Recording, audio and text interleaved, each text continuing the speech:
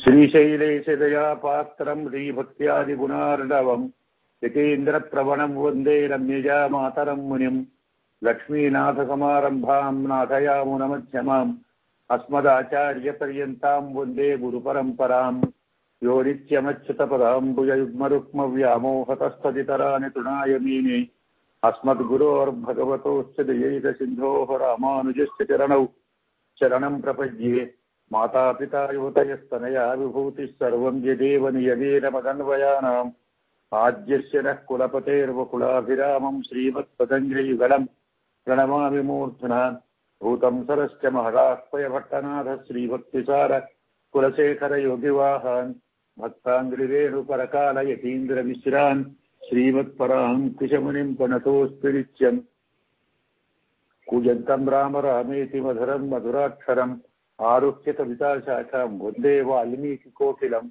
వాల్మీకేర్మునిసింహస్య కవితావనచారిణః శృణువన్ రామకథానాదం కోనయాతి పరాం గతిం యః పిబన్ సతతం రామచరితామృతసాగరం అతృప్తస్థం మునిం వందే ప్రాచేతసమకల్మషం గోష్పదీకృతవారాసిం అశతీకృతరాక్షసం రామాయణ మహామాలా రత్నం వందే నీలాత్మజం అంజనానందనం వీరం జానకీ శోకనాశనం కపీశమక్షహంతారం వందే లంకాభయంకరం శ్రీరాఘవం దశరథాత్మజమప్రమేయం సీతాపతిం రఘుకులాన్వయరత్నదీపం ఆజానుబాహుమరవిందదలాయతాక్షం రామం నిశాచర వినాశకరం నమామి శ్రీరఘునందన పరబ్రహ్మణే నమః కన్యాభరణి సంజాతం వాసూలకులభూషణం శ్రీరంగార్య గురోః పుత్రం శఠగోపమహం భజే అస్మత్ గురుభ్యో నమః.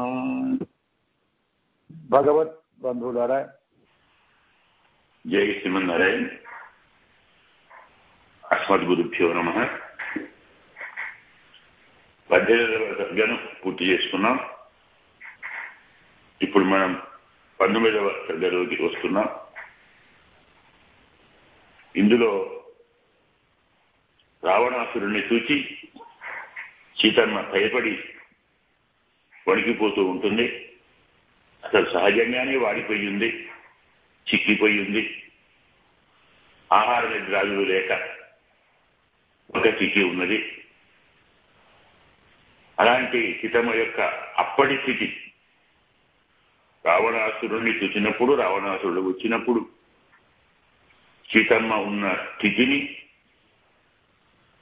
వర్ణించటానికి న్యాయంగా మాటలు చాలవు. వాల్మీకైనా మరొకరైనా ఆమె ఉన్న స్థితిని ఉన్నట్టుగా వర్ణించలేదు. కాబట్టి దాన్ని బాగా తెలియజేయటానికి మార్గం ఏమిటి అంటే పోలికలు చెప్పాలి, ఉపమానాలు చెప్పాలి. ఎలా ఉంది విరిగి నేలపై పడిన ఓ కొమ్మలాగా ఉంది, గ్రహణం పట్టిన చంద్రరేఖలాగా ఉంది, చీకటి అలుముకున్న పున్నమరాత్రిలాగా ఉంది. ఇలాంటి పోలికలతో, ఉపమానాలతో సీతమ్మ స్థితిని మనకు, చదువులకు, శ్రోతలకు మనసుకు పట్టేలాగా, అంటే ఆ దృశ్యం మన ముందర కదలాడాలి, కనుల ముందు ఆడాలి. అసలు వాల్మీకి యొక్క శైలి అలా ఉంటుంది. మనం చాలాసార్లు చెప్పుకున్నాం. వాల్మీకి చెప్పిన దాన్ని చెప్పినట్టు మనం చిత్రీకరించగలిగితే ఇంకా వేరే స్క్రీన్ ప్లే దర్శకత్వం అవసరం లేదు. అన్నీ ఆయనే దర్శకుడు, ఆయనే స్క్రీన్ ప్లే, ఆయనే స్టోరీ రైటర్, ఆయనే పాటలు రాస్తాడు, ఆయనే మాటలు రాస్తాడు. అన్నీ ఉన్నాయండి. ఎటుబడి మనం ఆ స్థాయిని అందుకోలేము. కాబట్టి అతను చెప్పిన దాంట్లో ఎక్కడ స్క్రీన్ ఉందో, ఎక్కడ ఎడిటింగ్ ఉందో, ఎక్కడ డైరెక్షన్ ఉందో, ఎక్కడ మాటలు ఉన్నాయో, ఎక్కడ పాటలు ఉన్నాయో, అందులో ఇన్ని రకాల విభాగాలను తెలుసుకోలేక, విభాగం చేసుకోలేక మనం మోహంలో పడి మనం రాస్తాం, స్క్రీన్ ప్లే మనం రాస్తాం, ఎడిటింగ్ మనం చేస్తాం, నీవు చేస్తాం. న్యాయంగా అవసరం లేదు. వాల్మీకి చెప్పిన దాన్ని చెప్పిన రీతిలో, చెప్పిన క్రమంలో, చెప్పిన విధంగా చూపెట్టగలిగితే, వివరించగలిగితే అదే స్క్రీన్ ప్లే. అంతకుమించి వేరే తెలిపేటటువంటి ఎక్కడ ఉండరు. ఎటుబడి ఆయన చెప్పిన దాన్ని అర్థం చేసుకో, ఆ స్థాయికి మనం వెళ్ళలేం. ప్రయత్నించాలి, పెద్దల ద్వారా వినాలి. 10 సార్లు వింటుంటే ఒక్కొక్క దృశ్యాన్ని, ఒక్కొక్క సీన్ను, ఒక్కొక్క సన్నివేశాన్ని ఎంత అద్భుతంగా మన కదులకు కట్టినట్టు కంచికట్టు. దాన్ని మనం గాఢంగా బాగా చదివి బాగా ధ్యానం చేసి పడుకుంటే మనకు ఆ దృశ్యం కళలో కూడా వస్తుంది. ఇలా మేము చాలాసార్లు దర్శించుకున్నాం, సాక్షాత్కరించుకున్నాం. అర్ధరాత్రి పులకించి, లేచి పులకించి స్వామికో నమస్కారం చేసి ఆనంద పారవశ్యంలో మళ్ళీ నిద్రించాం. అనుభవంలోకి వస్తుంది. అయితే ఆ విషయాన్ని, ఆ దృశ్యాన్ని, ఆ సన్నివేశాన్ని, ఆ కథాభాగాన్ని అంత ఏకాగ్రమైన మనస్సుతో గాఢంగా దాని ఎందే అన్ని ఇంద్రియములు, అన్ని బుద్ధి చిత్తవృత్తులు అంటాం, వాటిని మొత్తాన్ని వాల్మీకి మాటలలోనే నిలిపి ఉంచుకొని కొంచెం సేపు అక్కడే ఉంటే ఇదంతా విన్న తర్వాత ఈరోజు ఏం జరిగింది, ఈరోజు వాల్మీకి ఏ దృశ్యాన్ని వర్ణించాడు, దాన్ని ఎలా ఎలా వర్ణించాడు అని మళ్ళీ కూర్చొని మననం చేసుకుంటే, చింతన చేసుకుంటే తప్పకుండా రాత్రి నిద్రలో కళలో వచ్చి తీరుతుంది. పులకిస్తాం, తరిస్తాం. ఆ దృశ్యాన్ని చూసినటువంటి ఆనంద అనుభూతిలో, ఆ నిర్వేదంలో పూర్తిగా మునిగిపోతాం. ఇక ప్రపంచం ఎందుకనే భావన కలుగుతుంది. ఆనందం యొక్క పరాకాష్ఠ అంటారు. ఇలాంటి అనుభవం ఒక నాకే కాదు, చాలా మంది కలిగింది, చాలా మంది చెప్పుకున్నారు కూడా. అయితే వాల్మీకి మాటలను, వాల్మీకి వర్ణను, వాల్మీకి యొక్క స్థితిని పరిపూర్ణంగా కాకుండా దింగుమాత్రంగానైనా, అతి సూక్ష్మంగానైనా అర్థం చేసుకునే ప్రయత్నం చేస్తే చాలు మనకు కలిగే ఆనందం ఒక అద్భుతం. సీతమ్మ స్థితిని వర్ణించడానికి మాటలు చాలక, మాటలు రాని వాల్మీకి పోలికలకు ఆయన స్వరూప స్వభావాన్ని మనకు అర్థమయ్యేలాగా బోధిస్తున్నారు. మనం ఇప్పుడు ఆ భాగాన్ని చూసాం. తస్మృతకారే రాజపుత్రి స్మరించిత రూపయవ్వన సంపన్నం పూర్ణోత్తమ భూషితం తతో దుష్వై వైదేహి రావణం లక్షాధిపం విపదవరారోహ అవాతే కదలీయత. మనం ఇంతవరకు హనుమంతుడు సీతమ్మను చూచాడు.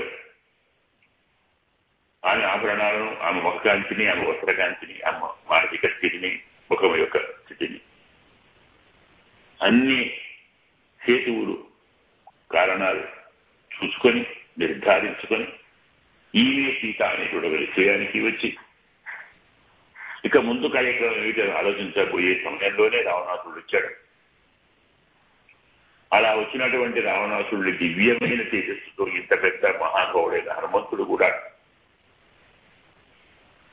నిర్ధూత స్థితి తేజ అని చెప్తారు. అది తేజస్సుతో ఇతను కట్టుకూర్చబడ్డాడు. అశోక శివసుభా వృక్షం పైన పత్రగుహ్య అంతర్గత ఆకుల మధ్యన రహస్యంగా దాక్కొని హనుమంతుడు దాక్కొని ఉన్నాడని చెప్పుకున్నాం. రావణాసురుడు శిఖమంతుడు ఆయనకు వచ్చాడని చెప్పుకున్నాం. అలా రావణాసురుడు వచ్చినటువంటి ఆ సమయంలోనే తత్కారే, ఆ కాలంలోనే, ఆ సమయంలోనే రాజపుత్రీతు అనిందిక, ఎలాంటి నింద పడనటువంటి, నిందకు యోగ్యురాలు కానటువంటి, అంటే నిరంతరం శ్లాఘించబడేది, కీర్తించబడేది, కొనియాడబడేది, స్థుతించబడేటువంటి సీతమ్మ రాజపుత్రి. రూపయవ్వన సంపన్నం భూషణోత్తమ పూజితం. ఎలా ఉన్నాడు రావణాసురుడు? చక్కని సౌందర్యంతో ఉన్నాడు. చెక్కనగా మనం చెప్పుకున్నాం. శ్మశాన చైత్య ప్రతిమ పూడితో భయంకర చెప్పుకున్నాం. మొదట రావణాసురుడు చూసినప్పుడు చాలా అందగాడు, వైకుంఠం పడతావు కదా, కాబట్టి విష్ణుమూర్తి యొక్క సారూప్యం వస్తుంది. ఆ రూపం ఎలా వస్తుంది? రాకపోదు. సౌందర్యమూర్తి, యవ్వనమూర్తి. ఇంచుమించు 1,00,000 సంవత్సరాల పైన అతని కాలం.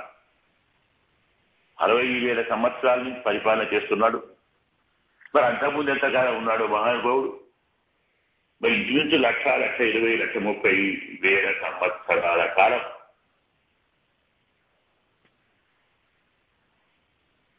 ఉండి కూడా అతను యవ్వనం తెరవాలట. రూపం ఉండొచ్చు, యవ్వనం కూడా ఉందంటున్నాడు. 1,30,000 సంవత్సరాల ఆయపు ఉన్నవాడు యవ్వనవంతుడు అంటే మరి త్రేతాయుగంలో ఆనాడి ఆ యొక్క ప్రమాణం ఎంత దీర్ఘమైందో అర్థం చేసుకోవాలి. అందుకే రూప యవ్వన సంపన్నం. రావణాసుడు రూపంతో ఉన్నాడు, యవ్వనంతో ఉన్నాడు, భూషణోత్తమ భూషితం, ఉత్తమమైనటువంటి అలంకారాలతో అలంకరించబడి ఉన్నాడు. తత్వదృష్టి రావణం రాక్షసాధికం. ఇలాంటి రాక్షసేశ్వరుడైన రావణాసురుణ్ణి వైదేహి చమత్కారం గమనించాలి. న్యాయంగా రావణాసురుడు వైదేవుడు కావాలి. అదేంటండి అంటారా, కొంచెం ప్రకృతం అనుసార రావణాన్ని స్వర్గంలోకి మనం వస్తే స్వాపదేశార్థంలో మనం రావణాసురుణ్ణి మనస్సు అన్నాం కదా. మనస్సుకు రూపం ఉంటుందా? మనస్సుకు దేహం ఉంటుందా? ఉండదు కదా. అంటే రావణాసురుడు దేహం ఉండకూడదు. మనస్సు రూపు దారిస్తే రావణాసురుడు లాగానే ఉంటాడు. ఒకటి చమత్కారం అంటే 2 రూపాలు లేవు. కథలోని చమత్కారం మనం ఆలోచించాం కానీ 2 తెచ్చిపెట్టుకున్న రూపాలే. రావణాసురుడు రూపం కూడా మన కల్పితమే. సీతమ్మ రూపంలో కట్టారు. అదేంటంటారా, రావణాసురుడిని మనస్సు అన్నప్పుడు సీతను ఆత్మ అన్నాం కదా. మనస్సుకు రూపం లేదు, ఆత్మకు రూపం లేదు. ఆత్మ ఏ శరీరంలో ప్రవేశిస్తే తన రూపంగా భావిస్తుంది. నేను ప్రాణ అంటుంది, నేను రాముడిని, నేను కృష్ణుడిని, నేను పిల్లవాడిని, నేను వృద్ధుడిని, నేను యువకుడిని, నేను స్త్రీని. న్యాయంగా ఆత్మకి ఇవన్నీ ఉన్నాయా? ఇవన్నీ శరీర రూపాలు. స్త్రీ పురుషుడు అంటే ఏంటి? ఆయా అవయవాల యొక్క తేడాను బట్టి స్థాన కేశవతి నారి లోభస పురుష స్మృత అని లక్షణం చెప్తారు. పురుషుడు అంటే ఎవరు, స్త్రీ అంటే ఎవరని. అవయవ విభాగాలను బట్టి పురుషుడు స్త్రీ అంటాను. అవయవాలన్నీ శరీరానికి, మరి ఆత్మకు ఏ రూపం లేదు కదా. కాబట్టి ఆత్మ వైదేహి అంటే దేహం లేనటువంటిది. మరి మనస్సు కూడా వైదేహి కదా. మనకి ఇక్కడ ఆ విషయాన్ని బోధించాలనే భావంతో వైదేహి వైదేహి అని గుర్తు చేస్తున్నాడు. తతో దృష్ట్వా వైదేహి రావణం రాక్షసాధిపం అని. వాడు రాక్షసాధిపుడు రావణాసురుడు. అంటే మనస్సులో ఎక్కువ తామసిక భావాలే ఉంటాయి. పరహింస పరాయణత్వమే ఉంటుందనే భావాలు చెప్పడానికి రావడం రాక్షసాధికం. వాడు వైదేవుడే, ఈమె వైదేహి. మనకు కథాభాగంలోని ఆంతర్యాన్ని, తత్వాన్ని, స్వాపదేశార్థాన్ని సూచించాలనే ఉద్దేశంతో వాల్మీకి ఇక్కడ మాకు చాలా చాలా పేర్లున్నా వైదేహి అనే పదాన్నే వాడాడు. అంటే ఇది ఆత్మ అని, వాడు మనస్సు అని. ఆత్మ మనస్సును చూచింది. మనస్సుకు అలంకారాలు ఎక్కువ, భూషణాలు ఎక్కువ, వస్త్రాలు ఎక్కువ, ఆడంబరాలు ఎక్కువ. ఎందుకంటే మరి ఆకర్షించాలి కదా. అన్ని ఆత్మలను ఆకర్షించాలి, తన వశం చేసుకోవాలి, తాను చెప్పినట్టు వారిని వినిపించాలి, తాను వారితో కలిసి ఉండాలి. తాను ఆత్మతో కలిసి ఉండి ఆత్మ పరమాత్మను కలవకుండా చూసుకోవాలి. ఇంత పెద్ద పని. ఒక మొదలు చెప్పాలంటే భగవంతునికి మనం ఆయన దగ్గర వెళ్లకుండా ఆపేది, ఆయనతో పోటీ పడేది, ఆయనను ఎదిరించడానికి కాకుండా నిరోధించే ప్రయత్నం చేసేది. అందువల్ల ఆ మహానుభావురాలు వైదేహిని భావం చెప్పారు. మరి ఇక్కడ అంతా ముందు ముందు రాబోయే మనస్సు ఆత్మ యొక్క సంపాదనే కదా. మనస్సు ఎలా ప్రవర్తిస్తుంది, ఎలా ప్రవర్తించాలి, అలా మనసు ప్రవర్తిస్తే ఆత్మ ఎలా ఉండాలి, ఎలా ముందుకు వెళ్ళాలి, ఎలా ఆచరించాలి, ఎలా అవరోధం చేయాలనే విషయాన్ని ఈ 19వ సర్గలో చాలా అద్భుతంగా చెప్తాడు మనకు. జాగ్రత్తగా వినాలి దాన్ని. తతో దృష్ట్వై వైదేహి, విజయవంతమైనటువంటి ఈ సీతమ్మ అటసాగిపోయినటువంటి రావణాసురుణ్ణి చూచినంత మాత్రంలోనే ప్రావేపత, వరారోహ, ఉత్తమమైన అందమైన సౌందర్యపరిమైనటువంటి ఊరువులు గల అమ్మ ప్రావేపత వడికిపోయిందట. రావణాసురుణ్ణి చూచినంతనే ఆమె వడికిపోయేదా. ప్రవాతే కదలీయదా, పెద్ద పెనుగాడిలో అరటి చెట్టు ఊగిపోయినట్టుగా. అరటి చాలా సుకుమారంగా ఉంటుంది, కొంచెం గాలి వీస్తేనే విరిగిపోతుంది, ఇక పెనుగాలి వస్తే ఏం చెప్పాలండి. అలాంటి పెనుగాలిలో అరటి చెట్టులాగా ప్రావేపత వడికిపోయింది. రావణాసురుడు జంఝామార్తంలాగా ఉన్నాడు, ఈమె కదలీలతలాగా ఉంది. ఊరుభ్యాం ఉదరం చాట్య బాహుభ్యాంచ పయోధోపవిష్టాల్చాలక్షి వైదేహి పడబడ్డని. దుష్టులకు, దుష్ట దృష్టి ఉన్నవారికి, దుర్మార్గులకు, భావం బాగా లేని వారికి, ఆలోచన బాగా లేని వారికి, ఎదుటి వారిని తమకు అనుకూలంగా తెలుసుకునేటువంటి వారికి కొంచెం దూరంగా ఉండాలి, జాగ్రత్తగా ఉండాలి. అందులో వాడు సౌందర్యాన్ని కోరుతున్నవాడు కాబట్టి, శరీరాన్ని కోరుతున్నవాడు కాబట్టి, సహజంగా ఏ సౌందర్యం పురుషులను ఆకర్షిస్తుందో ఆ అవయవాలను దాచుకోవటం మంచిది. అవయవ శోభను చూస్తే మరి కాస్త పిచ్చివాళ్ళు అయిపోతారు, మోహంలో పడిపోతారు, తమను తాము గ్రహించుకోలేరు. దీనిని అభినంచుకోవాలని సీతమ్మ వాడు రావటాన్ని చూసి బాహుభ్యాం ఉదరం చాట్య, తన ఉదరాన్ని, మీరు ఆడవారు కడుపును చూపకూడదు కదా ధర్మశాస్త్రం. ఇప్పటి కాలంలో ప్రత్యేకించి మనం చలనచిత్రాలు చూస్తే ఎక్కువగా చూపేది కడుపునే. పాపం సెన్సార్ దానికి లేదు, ఎలాగైనా చూపొస్తున్నట్ట. ఎలాంటి వారైనా, పాతవారైనా, కొత్తవారైనా, పిల్లలైనా పెద్దలైనా, ఆడపిల్లలు ఉన్నారంటే వాడు నాటిని చూపాలి, తర్వాత కడుపుని చూపాలి. అక్కడికి వారి జన్మ సార్థకం. కలియుగం కదా ఎలా ప్రవర్తిస్తారు.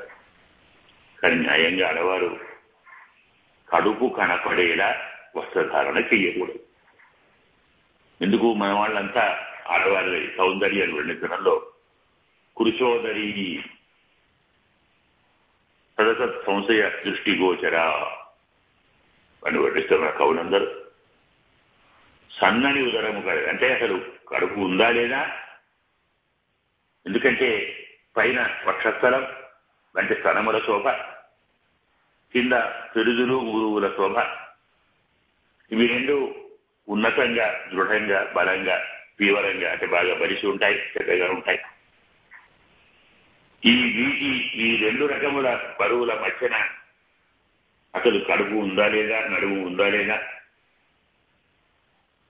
ఉదరం చాలా కృషించి సన్నగా ఉంటుంది. దాన్నే శ్రీహరుడు సదసత్ సంశయ దృష్టిగోచర అంటాడు. చూసేవారికి అసలు నడుము ఉన్నట్ట లేనట్ట అని సంశయం కలుగుతున్నట్టుగా చెప్తారు. ఆ నడుము ఎంత సన్నగా ఉంటే, ఉదరం ఎంత సన్నగా ఉంటే, ఎంత లోపలికి లోతుగా ఉంటే, అక్కడ ఉందా లేదా స్థితిలో ఉంటేనే అలాంటి ఉదరాన్ని చూసే పురుషులు మోహించబడతారు. చెప్పాడు కదా శంకరుడు, ఆదిశంకరాచార్యుడు, నారీ కనపర నాభీ దేశం దృష్టువా మాగా మోహావేశం ఏతసు మాంసవపాది వికారం అంటారు. చీర యొక్క స్తనములను, నాభిని, ఊరువులను, నితంబాలను చూచి మోహం చెందకురా, ఈ ముందిరా మాంసవపాది వికారంగా ఇదంతా మాంసము, రక్తము, కొవ్వు, చీము, ఇదే కదా. ఎత్తులు, చీము, కొవ్వు, మాంసము, ఎముకలు, వాటి యొక్క ఆకారం మారితే అవయవాలు పెడతాయి. కాస్త గుండ్రగా ఉంటే తొరములు అంట, మరి కాస్త పెద్దగా గుండ్రగా ఉంటే పిరుదులు అంట, కాస్త పొడుగ్గా మరో తీరుగా ఉంటే ఉరువులు అంట. అంతా మాంసమే, అందులో ఉందంతా రక్తమే, అదే ఒప్ప, అదే మజ్జ. అలాంటి దాన్ని చూసి ఎందుకురా మోహపడతావు అంటాడు ఆదిశంకరుడు. ఏమైనా పురుషులకు చిత్త వికారాన్ని కలిగించేది, చిత్తక్షోభను కలిగించేది, ఉద్వేగాన్ని ఉద్రేకాన్ని కలిగించేది స్త్రీ రూపమే కాబట్టి, అవయవాల చోటే కాబట్టి, ఏ అవయవాలు చూస్తే పురుషుడు మోహించబడతాడో వాటిని దాచుకునే ప్రయత్నం చేస్తుంది తల్లి. ఊరుభ్యాం ఉదరం ఛాద్య, కడుపును కట్టిపుచ్చుకుంది కనపడకుండా. ఎలా అంటే ఊరువులతో, తొడలతో కడుపును కట్టిపుచ్చుకుంది, అంటే కడుపును తొడలతో కట్టేసింది. 2 తొడలను తన పొట్టకు అడ్డుగా పెట్టుకుంది. బాహుభ్యాంచ పయోసరం, 2 బాహువులను స్తనములకు ఆవరణగా, ఆచ్ఛాదనగా చేసుకుంది. అంటే స్తనములు, ఉదరం వారికి కనపడకుండా ప్రయత్నం చేసుకుని మనం సరసాలు చెప్పుకున్నాం. స్తనములు అంటే పరభక్తి, పరమభక్తిని, అలాగే నడుము అంటే వైరాగ్యము చెప్పుకున్నాం. ఉందా లేదా అని నటించేది వైరాగ్యమే కదా. వస్తువులు ఉన్నాయి, మనము ఉన్నాం. అంటే ఉన్నా లేనట్టుగా ఉండేది ప్రపంచం అంతా కనబడుతుంది. ఇది సత్యం, నిత్యం కాకపోవచ్చు. కానీ వైరాగ్యం అంటే ఉన్నదాని మీద భావన లేకుండా, కోరిక లేకుండా, ఆశ లేకుండా, వ్యామోహం లేకుండా ఇలా కొన్నాళ్ళు ఉండిపోయేది మనకెందుకు, ఎల్లప్పుడూ ఉండిపోయేది కావాలనుకునే భావన ఉందే, అది వైరాగ్యం అంట. అదే కడుపు. ఇక స్తనములు ఉంటే పరభక్తి, పరమభక్తి. నిజమైన పురుషుడు పరమాత్మ కదా. మనమంతా స్త్రీలం. మన స్తనములు కానీ, మన ఊరువులు కానీ, మన ఉదరం కానీ, మన దేహం, మన సౌందర్యం అంతా పరమాత్మ కల్పించాలి. పరమాత్మను ఆకర్షించాలి, పరమాత్మ స్వాధీనం చేయాలి, పరమాత్మ అనుభవించేలా మనం ప్రవర్తించాలి. పరమాత్మ మాత్రమే మనం అనుభవించాలి, పరమాత్మకే అంకితం చేయాలి. ఈ ఆత్మ అహమన్నం, అహమన్నం, అహమన్నం అంటుంది వేదం. జీవుడు భగవంతుడి దగ్గరికి వెళ్ళి నేనే అన్నాను, నేనే అన్నాను, నేనే అన్నాను అంటాడు. అంటే నేను భోగ్యాన్ని, నేను భోగ్యాన్ని, నేను భోగ్యాన్ని. పరమాత్మ అహమన్నాదా, అహమన్నాదా, అహమన్నాదా అంటే నేను భోక్తను, నేను భోక్తను, నేను భోక్తను అంటాడు. అసలు భోక్త పరమాత్మ. ఈ దేహం కానీ, ఈ ప్రాణాలు కానీ, అవయవాలు కానీ, ఈ జ్ఞానం కానీ, అనుభూతి కానీ అన్నీ పరమాత్మ అనుభవానికి మాత్రమే పరమాత్మ సృష్టించుకున్నాడు. ఇది అతని వస్తువు, అతను ఏర్పాటు చేసుకున్నాడు. అలాంటిది ఇంకోటికి ఇవ్వచ్చా, ఇంకోటి లాక్కోవచ్చా? అలా లాక్కున్నవాడు దొంగ అవుతాడు కదా. మరి పరమాత్మతో రమించవలసిన మనం ఇతరులతో రమిస్తే విచారం అవుతుంది కదా. మనం జారులము కాకూడదు, చోరులము కాకూడదు. అంటే విచారము చేయకూడదు, దొంగతనము చేయకూడదు. అంటే పరమాత్మకు మాత్రమే కనపడేలా ఉంచాలి, పరమాత్మకే అందుబాటులో ఉంచాలి, పరమాత్మను చేరడానికే ప్రయత్నించాలి. మన జ్ఞానం కానీ, మన భక్తి కానీ, మన వైరాగ్యం కానీ, మన కర్మ కానీ ఇవన్నీ పరమాత్మకే అంకితం. పరమాత్మ మాత్రమే చూడాలి. స్వామి కాకుండా ఇతర దేవతలు చూస్తే వారు ఆకర్షిస్తారు. నీకు స్వర్గం కావాలని ఇస్తారట, పశువులు కావాలా, పుత్రులు కావాలా, భార్య కావాలా, సంపద కావాలా, రాజ్యాధికారం కావాలా, ఆధిపత్యం కావాలా, సామ్రాజ్యం, భౌజ్యం, స్వరాజ్యం, వైరాజ్యం, పరమేశ్యం రాజ్యం, మహారాజ్యం, ఆధిపత్యం ఏమని చెప్పినట్టుగా ఏవి కావాలంటే ఇస్తాను రా, నా దగ్గరికి రా, నన్ను అడుగు. ఏం కావాలో తీసుకో, అనుభవించు. మధ్యన వాడంటావు, రామారామ అంటావు. అంటే పరమాత్మ ఎందుకు? ఆయన ఏం చేస్తారు? నేను ఇస్తాను కదా, నీకేం కావాలో చెప్పు అని మనస్సు జీవాత్మను తన వైపు మళ్లించుకుని ప్రయత్నం చేస్తుంది. పరమాత్మ లేడు అంటుంది, ఉన్నా కనపడడు అంటుంది, కనపడ్డానికి ఇవ్వడు అంటుంది, ఇచ్చిన దాన్ని పొందలేవు అంటుంది. ఉన్నదాన్ని లేదు అని, లేని దాన్ని ఉన్నది అని నమ్మించే ప్రయత్నమే మనసు చేస్తుంది. దానికంటే ముందు కొద్దిగా మనం కూడా జాగ్రత్త పడాలా? పరమాత్మ యందు మనకి ఎంతటి స్నేహం ఉందో, ఎంతటి అనురాగం ఉందో, ఎంతటి ప్రేమ ఉందో దాన్ని కూడా అందరికీ చూపకూడదు. అంటే నేను భగవంతుని భక్తుణ్ణి, నేను మాత్రమే భక్తుణ్ణి, తెల్లవారుజామున 3:30కే లేస్తాను లేదా 3ంటికే లేస్తాను, లేచిన వెంటనే నిత్యకృత్యాలు పూర్తి చేసుకొని స్నానం ముగించుకొని పూజా మందిరంలో కూర్చుంటాను, మధ్యాహ్నం దాకా పరమాత్మనే పూజిస్తాను, తింటాను, మళ్ళీ ఆరాధిస్తాను, నిద్రపోతున్న పరమాత్మే, లేచినా పరమాత్మే, తిరిగినా పరమాత్మే, భగవంతుడేనండి, నాకు మరెవరున్నారు, నేను ఆయన కూడా ఉంటాను, శ్రీకార సంధ్యావనం చేస్తాను, భాగవతం చేస్తాను, రామాయణం చేస్తాను, గీత చేస్తాను, ఇలా చెప్పకూడదు. మనకు సుకృతం కీర్తనేన నశ్యతి అని శాస్త్రం. చెప్పుకుంటే పుణ్యం తరిగిపోతుంది, అయిపోతుంది. నీవేం చేశావో ఎందుకు చెప్పాలి, ఎవరికి చెప్పాలి? నీ తోటి వారికి నీవేమి చెయ్యాలో, ఏం చేస్తున్నావో తెలియాలా? అవసరం ఏమిటి? ఇక పైవాడికి నువ్వు చెప్పకుండా తెలుస్తుంది, చేయించేవాడే కదా. భగవంతుడికి ఎలాగూ తెలుస్తుంది, ఈ తోటి మానవుడికి తెలియవలసిన అవసరం లేదు. దానం నశ్యతి కీర్తనాత్ అంటుంది స్మృతి. ఇక్కడ దానం అంటే ఉపలక్షణం, పుణ్యకాయ అర్థం. మనం చేసే పుణ్యకాయాలన్నీ 10 మందికి చెప్పుకోకూడదు. అలా చెప్తే అవి నశిస్తాయి, మరి ఫలితం రాదు. కాబట్టి మన జ్ఞానాన్ని, మన భక్తిని, మన వైరాగ్యాన్ని ఎవరికి చూపకూడదు, వాటిని దాచుకోవాలి. ముఖ్యంగా మనస్సుకు మరీ చూపకూడదు. బుద్ధి మొత్తాన్ని మనస్సుకు సాక్షాత్కరింప చేయకూడదు. మనస్సుకు కొంచెం అనుమానం వస్తే వీడు భక్తుడవుతున్నాడు, దాసుడవుతున్నాడు, భృత్యుడవుతున్నాడు, స్వామినే కీర్తించే ప్రయత్నం చేస్తున్నాడు, వీడి ఉద్ధరికై పోతున్నదన్న ఒక్క విషయం మనస్సు కొంచెం తెలిసిందంటే ఇక వాడి విజృంభణ ఉంటుంది. మళ్ళీ ఏ జీవుడు భగవంతుని నామాన్ని పలకటానికి భయపడేలా ప్రవర్తిస్తాడు. అంత భయంకరమైనటువంటి దృశ్యాలను చూపుతాడు. లొంగకుంటే ఆశను చూపుతాడు, అది కూడా సంపదను చూపుతాడు, వైభవాన్ని చూపుతాడు. ఇవన్నీ నీవే.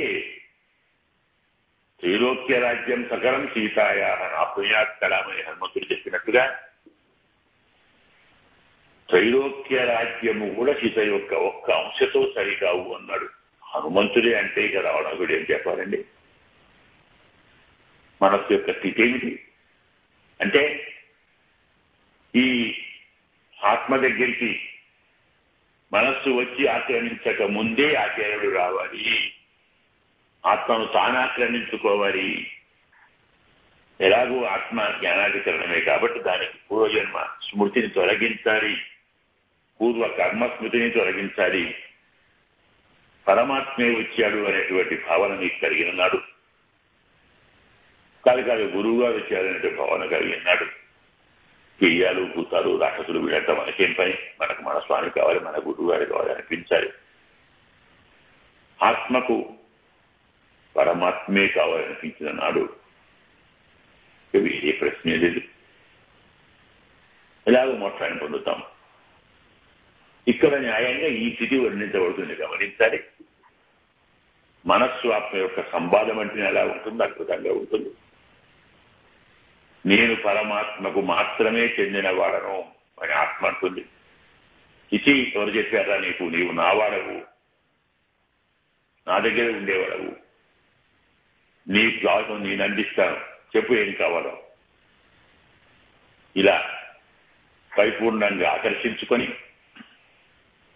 తన వైపు తిప్పుకునే ప్రయత్నం మనస్సు చేస్తుంది. కానీ ఆత్మ దానికి లొంగకుండా పరమాత్మ అయిపోతుంది. ఒక అద్భుతమైనటువంటి విషయాన్ని చెప్పడానికి ఇక్కడ ఆచార్య ఉదరం మురుభ్యాం బాహుభ్యాంతి పయోదరం, తన ఉదరాన్ని అంటే తన కడుపును అంటే నడుమును అన్నమాట, ఉదరాన్ని నడుమును రెండింటినీ కలిపి ఊరుభ్యాం తన తొడలతో కట్టించుకుంటే, బాహుభ్యాంతి పయోదరం ఆమె తన స్తనములను కనపడకుండా వాడికి 2 బాహువులు అడ్డుగా అంటే స్వస్తిక రూపంలో 2 బాహువులు అంటే ఎడమ భుజం మీద కుడి చెయ్యి, కుడి అరచెయ్యి, కుడి భుజం మీద ఎడమ అరచెయ్యి, ఇలా స్వస్తికాసనం అంట. ఇలా మన బాహువులు కుడి ఎడమ కుడుగు చేసి భుజాల మీద పెట్టుకుంటే వక్షస్థలం అంతా కప్పిపుచ్చబడుతుంది. అంటే ఎంత అద్భుతమైనటువంటి ప్రక్రియ చెప్పారు వాల్మీకి. అంటే మనం స్తనములు అంటే భక్తి అన్నాం కాబట్టి మన భక్తిని మనస్సుకు ఇతరులకు చూపరాదు. వీడు పరమభక్తాలు ఎదుగునట్టుందే అని 10 మంది చూశారనుకోండి, అందులో ఎవరికో ఒకరికి మనస్సు చెలిస్తుంది. వీడు ఒక్కడే భక్తుడా, మేము భక్తులం కాదా, వీడు న్యాయంగా ఏదో ఫోజులు కొడుతున్నాడు, నేనే గొప్పవాడకు పెడుతున్నాడు, నిజంగా వీడి స్థితి ఎలాంటిదో చూడాలి, వీడి భక్తి ఎంత మాత్రమో మనం దాన్ని పరీక్షించాలి, పరిశీలించాలి. నిజంగా భక్తుడైతే సంతోషం, మనం దూరంగా వెళ్ళాలి. కాకుంటే మనమే గెలవాలి అని సామాన్యంగా ప్రయత్నం చేస్తారు. అందరూ అంతే కదా. మనం ఈనాడు చూస్తున్నాం, మా మతంలోకి రమ్మంటే మా మతంలోకి రా. అన్ని మతాలు పరమాత్మ అయినప్పుడు నీ నా పేరుకి వచ్చింది. వాడి స్థితి మారింది, స్వరూపం మారింది, ఆలోచన మారింది. అందుకే దుర్మార్గులకు, దుష్టులకు, నాస్తికులకు, నాస్తిక మన్యులకు భగవానుడు ఉన్నాడనేటువంటి భావించేటువంటి వారికి తన భక్తిని చూపకూడదు, దాచుకోవాలి. చెప్పుకున్నాం, స్తనములు అంటే భక్తిని చెప్పుకున్నాం, పరభక్తి పరభక్తిని చెప్పుకున్నాం. సీతమ్మ తన స్తనములను బాహువులతో కప్పిపుచ్చుకుంది అంటే కర్మలతో భక్తిని దాచుకుంది. చూచేవారి కర్మలు కనపడాలి. అంటే ఆచార్యుడు కానీ, జ్ఞాని కానీ, భక్తుడైనటువంటి జీవుడు కానీ, అమ్మాయి కావచ్చు, అబ్బాయి కావచ్చు, వాళ్ళు స్కూల్కి పోతారు, వాళ్ళు చదువుకుంటారు, వాళ్ళు ఉద్యోగం చేస్తారు, వాళ్ళు పెళ్లి చేసుకుంటారు, వాళ్ళు సంతానాన్ని పొందుతారు, వాళ్ళు సంసారంలో ఉంటారు, వాళ్ళు సంపాదించుకుంటారు, డబ్బు కోసం పాకులాడతారు, అరువులు చాస్తారు, యాచిస్తారు, మరి ఇల్లు వాకిలి కట్టుకుంటారు, మన పిల్లల పెళ్లి చేస్తుంటారు. ఇవన్నీ చేస్తుంటే కొందరు ఎలా ఉంటారంటే మనకంటే వీళ్ళే కర్మిస్తులేమో, భగవంతుణ్ణి పూజిస్తున్నానని మనకు చూపెడతాడేమో, షో చేస్తున్నాడేమో, అతడు కర్మిట్టుడే, నిత్య సంసారేవుడు అంటే మూర్ఖుడే, వ్యామోహం కలవాడే, కామాసక్తుడే, అర్ధాసక్తుడే. వీడి భక్తుడేమిటి? వీడు మనకంటే ఈయనం ఎప్పుడు భార్య దగ్గరే ఉంటాడు, ఎప్పుడు ఇంట్లోనే ఉంటాడు, ఎప్పుడు సంపాదిస్తూనే ఉంటాడు, ఎప్పుడు ఏవో మార్గాలు చూసి ప్రయత్నించి డబ్బులు సంపాదించుకుంటాడు, బ్యాంకుల్లో దాచుకుంటాడు, ఎవరిని అడిగితే సహాయం చేయడు, ఇవ్వడు. ఇలాంటి వాడు మన జాతి చెందిన వాడే, మనవాడే కదా అనుకొని వదిలిపెడతాం. కాబట్టి మనస్సు జీవాత్మను వదిలిపెట్టాలంటే తన యొక్క అసలు రూపాన్ని మనస్సుకు చూపకూడదు. తన జ్ఞానాన్ని, తన వైరాగ్యాన్ని, తన భక్తిని మనస్సుకు తెలియకుండా బుద్ధి మాత్ర వేద్యం కావాలి. గమనించాలి ఇక్కడ సంకల్పాలు, కోరికలు, అభిలాషలు, ఆశలు, పరాకాంక్షలు ఇవన్నీ మనస్సులు. లేదు చిత్తాన్ని, లేదు అహంకారాలు, ఇవన్నీ బుద్ధికి ఏమాత్రం సంబంధం లేదు. ఈ కోణంతో జాగ్రత్తగా మనం గమనించాలి. మనస్సుకి ఎలాంటి సంబంధము లేదు, గమనించాలి. అందుకే లోకానికి మనం ఆచరించే కర్మలనే చూపాలి. అది కూడా బాహువులతో, బాహువులు అంటే కర్మలే, కరవ చేసి కరహకర, కరం ఉంటే చేసేది. అందుకే ఎంత బాగా చెప్పారంటే బాహుభ్యాంచ పయోతరవు, కర్మలతో పరభక్తిని పరమభక్తిని జీవుడు దాచుకున్నాడు మనస్సు కనపడకుండా. అంటే లోకానికి వారు చేసే పనులే కనపడతాయి. ఏంటండి జ్ఞానం అంటారు, గురువు గారు అంటారు, మరి వారు పెళ్లి చేసుకున్నారు, వారు భార్యతో ఉంటున్నారు, వారు సంతానాన్ని పొందుతున్నారు, వారు వారిని పోషిస్తున్నారు, సంతానానికి బట్టలో బాటలో ఇల్లో వాటిలో ఏదో కొన్ని వైభవాలు కావాలి కోరుకుంటున్నారు. మనలాగానే ఉన్నారని ఇంకా మనకంటే ఎక్కువ ధనం డబ్బు సంపాదించుకుని ఉన్నారు. వెళ్ళిన ప్రతివాడు 100, 1000 ఇస్తూనే ఉన్నాడు, అవన్నీ తీసుకుంటున్నాడు, కాదనటం లేదు. మరి ఇంత ఆసక్తి ఉన్నప్పుడు వాడికి వాడేమిటి మనమే సాధిస్తాడు, మనం ఎలా ఆకర్షిస్తాడు? మనం మన మాట వింటామా? స్వామి మాట వింటారు. నాకు స్వామి కావాలి, ఇవేమొద్దు అని చెప్తే ఏం చేస్తాడు? కాబట్టి మనస్సుకు మన జ్ఞానాన్ని, మన వైరాగ్యాన్ని, మన భక్తిని చూపకూడదు. మనస్సుకు కర్మలను మాత్రమే చూపాలి, కర్మిష్ఠుడు అనుకోవాలి. అందుకే బాహుభ్యాంచ పయోతరవు. అలాగే ఉదరాన్ని ఊరువులతో అన్నా, మనం నడుము ఉంటే వైరాగ్యం అన్నా, వైరాగ్యాన్ని ఊరువులతో కట్టుపుచ్చాలి. ఊరువులు అంటే నడుమును మోసేది. చమత్కారం గమనించండి, స్తనముల బరువును మోసేది నడుము. మరి నడుము కింద ఉండేటువంటి నితంబములు అంటాం, అంటే పిరుజులు అంటాం. పిరుజుల బరువును మోసేది ఊరువులు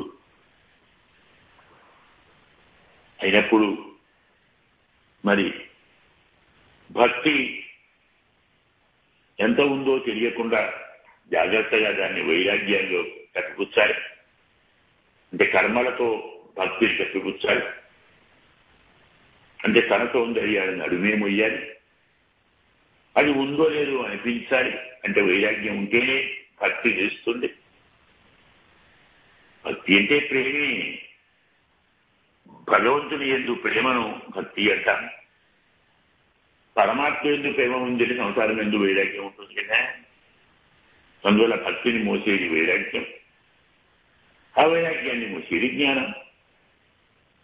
కాబట్టి పిరుదులు ఊరువులు అంటే జ్ఞానం.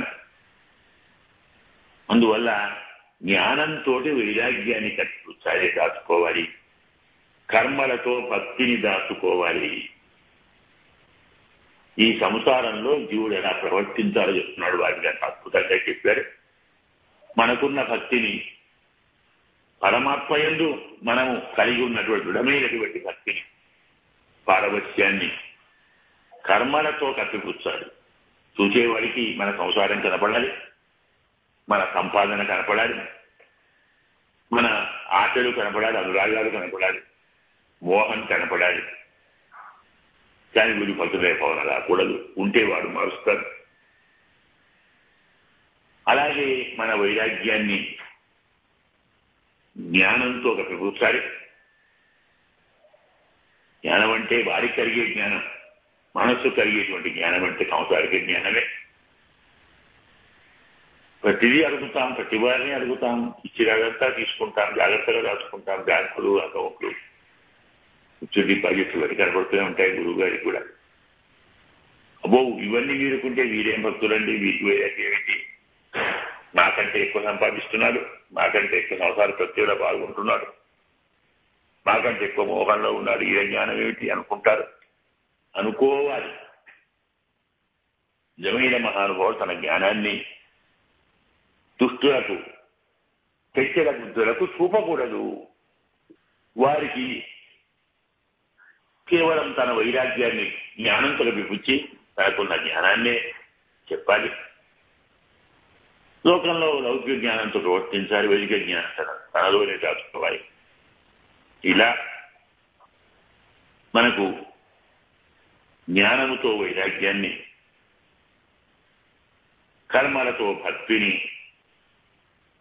మనస్సుకు చూపకుండా రక్షించుకోవాలని సీతమ్మ ఆచార్య ఉదరమూరుభ్య బాగుంటాయంటే పయోధరం ఉపవిష్ట విశాలాక్షి సుగంతి వరవర్ణిని. సీతమ్మ ఇలా కూర్చొని ఆమె విశాలాక్షి అట. కన్నులు చాలా పెద్దగా ఉన్నాయి. మనం చెప్పున్నాం కన్నులుంటే జ్ఞానమని. ఆమె జ్ఞానం చాలా విశాలం, చాలా గొప్ప జ్ఞానం లేదు. పరమాత్మ అంటే ఏంటో పరమతత్వాన్ని చూసిన తల్లి, సాక్షాత్కరించుకున్న తల్లి, పరమాత్మతోటే పరమాత్మతోనే ఉంది తల్లి. కాబట్టి ఆ విశాలాక్షి అంటున్నాడు. విశాలాక్షి కాబట్టే రావణాసురుడు ప్రతి వికారాన్ని గుర్తించగలిగింది, ప్రతి భావాన్ని గుర్తించి వాడు ఎలా వస్తున్నాడో, ఎందుకు వస్తున్నాడో, ఏం కావాలని వస్తున్నాడో, ఏం చేయాలని వస్తున్నాడో అలా దూరంగా త్వరగానే గుర్తించింది. అందుకే దాచుకుంది. విశాలాక్షి రుదంతి, ఈ దుర్మార్గుడు వచ్చాడే, ఈ దుర్మార్గుడు వస్తున్నాడే అని ఏడుస్తూ ఉన్నది. వరవర్ణిని అంటే పరమాత్మను మాత్రమే కీర్తించేది. వరుడు అంటే పరమాత్మ, వరుడిని అంటే కీర్తించేది. న్యాయంగా అర్థం వరులతో కీర్తించబడి స్త్రీ తన ప్రియుడితో కీర్తించబడుతుంది. ఎవరు బాగా సౌందర్యం ఉంటుందో వారు కీర్తిస్తారు. కానీ న్యాయంగా మా అందరి వరుడెవరు?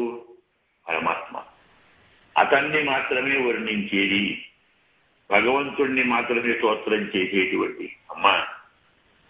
మళ్ళీ మనస్సు వచ్చిందండి మన ముందరికి. మళ్ళీ దుర్మార్గుడు వస్తున్నాడండి. పాపం ఏడుస్తూ ఉంది, వాడిని చూస్తూ ఉంది. జ్ఞానంతో మనస్సును చూస్తూ ఉంది. జ్ఞానాన్ని కట్టిపుచ్చుకుంది, భక్తిని పుచ్చుకుంది.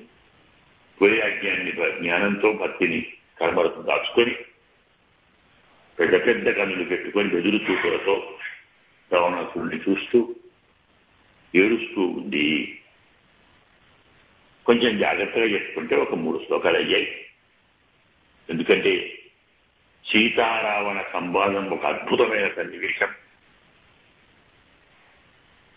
మనందరినీ మనస్సు ఎలా తన బుట్టలో వేసుకుంటున్నదో, ఎలాంటి చూపుతుందో, ఎలా ప్రవర్తిస్తుందో, వినకుంటే ఏం చేస్తారని బెదిరిస్తుందో, మానసిక ప్రక్రియ అంతా వారిని కళ్ళ కట్టాడు, చూపాడు. అలాంటి మనస్సును ఎలా కంట్రోల్ చేసుకోవాలో, ఎలా ప్రవర్తించాలో, ఎలా మాట్లాడాలో ఆత్మ యొక్క ప్రవృత్తి కూడా చెప్పాడు. అందుకే ఇందులో కేవలం సీతాంబ యొక్క అవస్థ 20, 21, 22 సీతారావణ సంవాదం చాలా శ్రద్ధగా జాగ్రత్తగా వినండి. బహుశా మనం విషయంలో పడి టైం చూడనట్టుంది, సమయం కాస్త అయిపోయింది. మిగతా భాగాన్ని రేపు మనం చెప్పుకుందాం. ఆత్మగురుభ్యో నమః. జై శ్రీమన్నారాయణ. ప్రజాభ్య పరిపాలయంతాం న్యాయేన మార్గేణ మహీం మహీషాః గోబ్రాహ్మణేభ్యః శుభమస్తు నిత్యం. లోకాః సమస్తాః సుఖినో భవంతు. అస్మద్గురుభ్యో నమః. జై శ్రీమన్నారాయణ.